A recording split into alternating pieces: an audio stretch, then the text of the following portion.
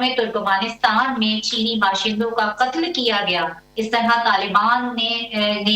पूरी दुनिया को ये पैगाम दिया है कि वो इस पूरे खत्ते को एक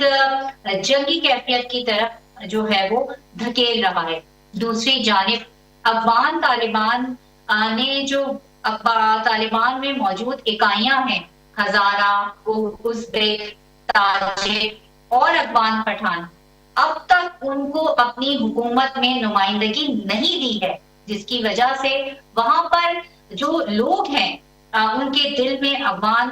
तालिबान के जो तालिबान की रिजीम है उनके लिए बहुत ग्रजेस मौजूद हैं। और पाकिस्तान से जो उनकी ट्रेड बंद है 50 दिन से जायद का अरसा गुजर चुका हुआ है, उन सारे मामलात हैं, इसमें जो पहले ही अफगानिस्तान की आबादी गुर्बत की लकीर से नीचे जिंदगी गुजार रही है और अफगान तालिबान की ये स्ट्रेटजी उनको मजीद तबाही की तरफ धकेल रही है।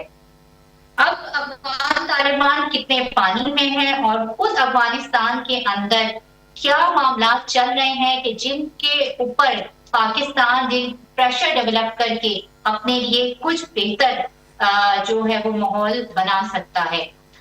इन तमाम सवालात के जवाब आज हम अपने प्रोग्राम में तलाश करने की कोशिश करेंगे और इस वक्त हुआ है एक छोटी सी ब्रेक का, कहीं नहीं जाएगा, हमारे साथ रहिएगा। Welcome back.